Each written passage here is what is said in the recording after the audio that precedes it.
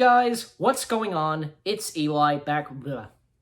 Hey guys, what's going on? It's Eli back with another review video, and for this one, gonna be reviewing another one of my all-time favorite Disney/Pixar films.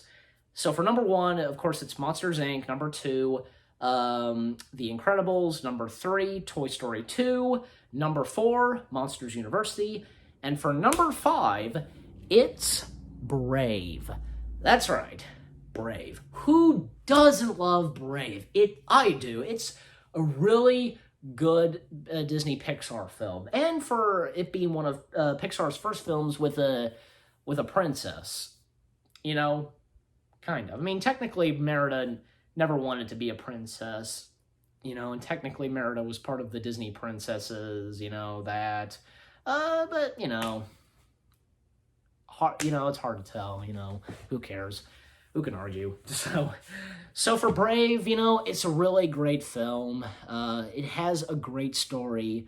The characters are really great. It has some hilarious moments in it and emotional moments to it. The music is great. Everything about it is great. Everything. Because with Merida and her parents, like Eleanor and Fergus, you know, like, because we see the backstory kind of, because when Merida was a little child and with her parents, and like getting her first bow from her father and practicing and seeing Wisps and Mor'du, you know, the bear. I think he'd have to be my number 6 favorite Disney Pixar villain. Yeah, my number 6 favorite, Mor'du. And so, like, we even see, because Fergus loses his leg to Mor'du. And years later, because Merida's now a teenager and such, and learning to be, like, a queen and such, and, like, basically, we can kind of see, because trying to be like her mother and such, you know, be royal or anything else. And that sequence where, like, Merida goes off on a little adventure and, like, climbing on top of where a waterfall is, and that song, you know, I forget the title of that song, but it's good. And then, like, that scene at the dinner, you know, and and one of the twin boys imitating his dad, you know, with one dead eye. And Merida, chomp! Dad's leg was clean off. Oh, that's my favorite part.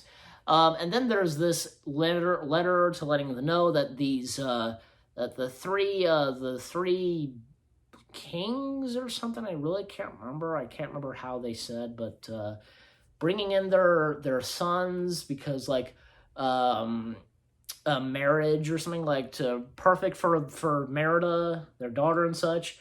And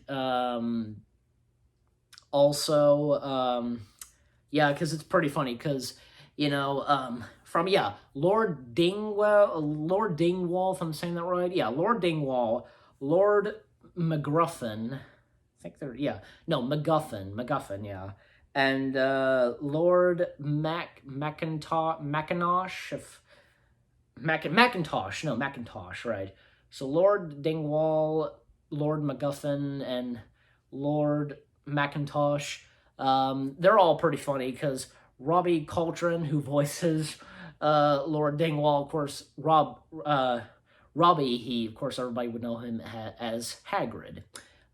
Kevin McKidd, who voices Lord MacGuffin, pretty good, and of course, Craig Ferguson voicing Lord Macintosh, pretty good too. Of course, they're all, like, well, I think Robbie Coltrane, I think he is either Scottish or Irish. I don't know, because I remember, like, for the Harry Potter films, they were getting in, like, British and Irish actors. And I think Robbie was Irish, I think.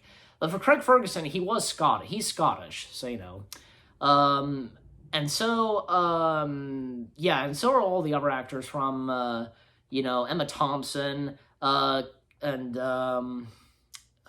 what's his face, Fergus, Billy Connolly, if I'm saying it right, yeah, and Kelly MacDonald, yeah, they're Scottish as well, and of course Craig Ferguson. So like, introducing their sons, and pretty funny and such, and then, like, Merida chooses archery. Oh, and I love that moment where, as there's a big fiasco and fighting and such, and Fergus gets into it, then Eleanor breaks up the fight by just walking up, and they just stop and everything. Nobody messes with the queen, especially Eleanor, you know? If Eleanor interferes such, they'll stop instantly. I love that in the movie. Nobody messes with the queen, okay? And so Merida, as I said, Merida chooses archery. The archery tournament begins, and from the three sons, from the three lords, yeah, like, they don't, like, the last one from, Lord Dingwall, you know, like, the little dorky and skinny one, trying to get his arrow in place, you know, and Fergus just, come on, boys, shoot! And then he hits the bullseye, you know, so, and I just love it, you know, because Lord Dingwall, you know, feast your eyes, he pulls up his shorts, and I don't know what, revealing his buttocks or something, I don't think we need to know. And then Merida sneaks off, and then, like, she just, like, exposes, like, you know, I am Merida, and I'll be shooting for my own hand, or whatever. And then shoots all the arrows and such, and up to the last one, and, like, Eleanor is walking up to her, don't you dare loose another arrow! And then she does, and then when she gets up, like, this very quick, long stare at each other, just for, like, a few seconds, you know? And then we cut to them in the room arguing and everything else, and that's when, like... And Merida does have a point, you know, because, Shane, you know, you want me to be like you, and I'm not going to be like you, and, you know... And yet Eleanor's like, oh, you're acting like a child, you know? But I think, in some ways, Merida might have a point, because that's well, maybe not just being like her, but also be royalty or everything else. But no, that's not what Merida wants. We see what Merida does, and... what we see her do in you know, the beginning of the film, you know, ride with her horse and have a bit of adventure, that's what she's like, okay? So that's what the movie shows. And that's when kind of Merida goes too far and, like, cuts off, like, the thing that Eleanor knitted and such, you know, with all six of them, you know, from the parents to Merida and the three twin boys, cuts off it, and it, you know, because... cuts off where Eleanor is holding hands with Merida, you know. And that's when Eleanor kind of loses it and just gets really mad and, like, takes her bow and throws it into the fire. And that's the bow that even her father gave to her, you know. And even Eleanor realizes that was a huge mistake and gets upset at it. And then Merida rides off and on her horse. And then they come across the rocks, you know, the long, staffy kind of ones or whatever. And that's when they find the wisps, and that's where the witch is, where, voiced by Julia Walters. Yeah, I'm saying her last name right. Of course, everybody would know her very well as, you know, who played Mrs. Weasley in Harry Potter. And she was also, I think, the grandmother or something like that in the Paddington films. See? So, and so, like, the witch is there, and trying to be, like, you know, saying that she's a wood carver. And actually, funny thing is that we get, like, 3 Easter eggs in that wood carving shop. Like, we see 2 carved in the forms of Joe Ranft and James P. Sullivan, and we see a wood carving figure of the Pizza Planet truck. Yeah. Even, like, when John Lasseter and some of the people at Pixar said, you know, it's in there, but we won't tell you. So... and, man, like, that was crazy, because seeing the Pizza Planet truck in there and, you know, just being one of those carved figures or whatever, you know, it's crazy. And so, like, it then reveals to herself as witch, makes her spell because of her mother, and making it into, what kind of cookie is it? Oh, God, that's going to drive me crazy. You guys let me know the name of it. Just, you know, I can't remember. I really wish I could, but I can't. Ugh! That's a thing, you know, because I always have trouble with stuff like this. But anyways, that's when she returns back to the kingdom. Even, like, Fergus is putting on a show for them, and gives the cookie or whatever to Eleanor. And then she kind of feels queasy, I guess. That's what she feels. Even hear her burping. Makes her way to bed. Merida helps her make her way to bed. She kind of tumbles on the floor with the sheets covering her, and then, like, she gets up, like, gets tall and such. she turns into a bear, you know?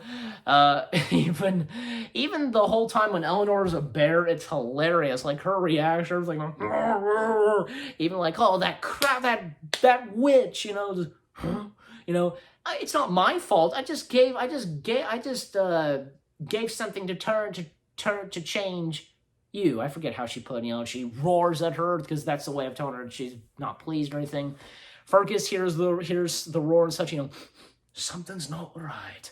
And that whole scene, it's kind of funny because, you know, the boys find out that her mother is the bear. They help them escape. They use like some like cooked up frog or whatever it is, pretending to be the shadow of a bear, tricking Fergus and all the other men, you know, chase it down. And that music with the bagpipes, it's pretty funny. It's pretty cool. I love the music that plays because of the whole chase. And they make their way on top of the rooftop, and they get locked up and such. And then Merida and Eleanor escape, you know, leaving the boys to have all the crumb cookies, or again, I forget the name of those. But they find the one where it has the spell in it. And of course, you know that, oh no, they're going to be eating that and turn to bears. And what's funny is that Fergus and the three lords and all the other men, like, they use their skirts and clothing to make like a rope or something to climb down. And what's funny is that we see their butt cheeks. It's funny. Now, even when I remember one time when that was on Disney Channel, and they censored that. They removed the butt cheeks, you know, the butt cracks and whatever.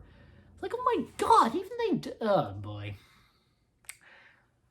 I don't know why, but, you know, Disney does that sometimes. Who can blame them? But anyways, and so, them the whole time, most of the time with Merida and Eleanor, like, in the woods and everything else, and, like, even, like, during when they're sleeping and it's raining and storming, there's a flashback with Merida and Eleanor. Merida gets frightened by the storm, and Eleanor sings and, like, tells her that she's there with her, everything else.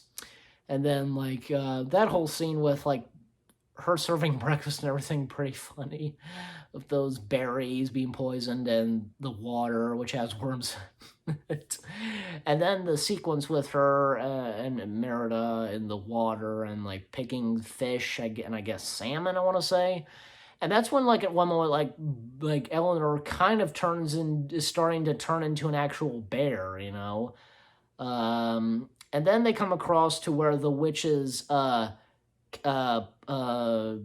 cavern is, or whatever, you know, that, and leave 3 potions for messages, you know, and a little hint for Merida, you know, fate, change, mend the bond, you know. And then, like, they eventually return. Oh yeah, they also come across to where Mor'du lives, you know, like, his little hideout or whatever. And of course, Mor'du is there. And, like, Mor'du was a man before, and then turned into a bear. If you guys watch the movie, you understand. And so, like, they make their way back to the palace, the castle, and, like, Merida, you know, makes a speech and such to them, calming them down, everything else.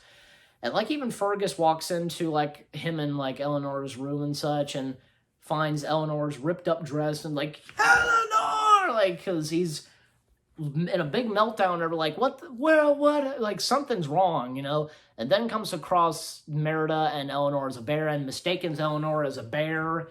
And Fergus has Merida kept safe and everything else. And then Fergus and all the other men, you know, they go chasing after what they don't know is Eleanor. So, and then the 3 twins come in, and that's a maiden or whatever. They terrorize her as they've done before, kind of. And what's funny is that she kind of, like, puts the key in her inside of, you know, on her shirt or her clothing or whatever. And then one of the 3 bears dives. You know, it's, if you watch the movie, you'd see. It's hilarious. They get the key and such, and they go after them, you know. Merida confronts them. And then, long and behold, Mor'du appears. A big fight sequence between them. Mor'du's almost about to eat Merida. Eleanor takes an action, fights off against Mor'du. And then they break off one of those giant rocks I forget the name of those, but, you know, knocks it down, and instantly crushing and killing Mordu. And then a wisp of him appears, you know. And then, because of menting the bomb, they do ment it, but they have to put it over her until the sun rises and such, you know. And it seems at first that it's not really going to work because, you know, now she's kind of acting like a bear now and whatever. But it's a miracle. She's back to herself, and, you know, and, like, even, like, Merida says, "You've changed," and Eleanor says, you know, "We both changed," or however she said it. And, like, you know, "Fergus, I'm naked," you know, and, like, you know, "Oh, stop looking, you three," and you're like, "Oh, now that's sweet, naked," like, the three twins and such. And the ending to it, you know, the epilogue and everything else, like, all the three lords leaving, even, like, the one, like, remember that one muscly guy that was mistaken that at first they thought was, Lord Dingwall's son, but it was the dorky one, kind of, like, has, like, love and such for the maid or whatever, but the dorky, Dingwall's son, you know, kissing Merida, you know, the arm and such, like, obviously, maybe he's the perfect one for Merida, and I guess so. And then the twins, they sneak on one of the ships, like, on top of the sails over, then Fergus goes after them, and then the final shot with Merida and Eleanor riding on their horses and everything else, and then boom, the movie ends. And there's also in the movie, before the credits scroll, you know, the rest of the credits scroll, a little bit of tribute and memory to Steve Jobs, and with a wisp, you know, very touching to Steve Jobs, because, you know, hey, Steve Jobs, he had been a part of Pixar, like, he was, like, CEO, or, you know, and he kind of stepped down, like, he became, like, part of Disney, the board of directors or something like that, or supporting or something like that, I don't know, and he was the one that bought Pixar back in 1986 in February, so, you know. And so, yeah, so for Brave, I gotta say, it's amazing, as I said before, you know, it's amazing. I freaking love it. Who doesn't love Brave? It's a really great Disney Pixar film, and yeah, and you guys let me know what you think of Brave, because as I said, I enjoy it, I love it, it's really fantastic, and it's a really great movie. And for Brave, well, I give it 10 out of 10 stars. Pretty obvious, you know, because, hey, 10 out of 10 stars, it's amazing, as I said, it's really fantastic.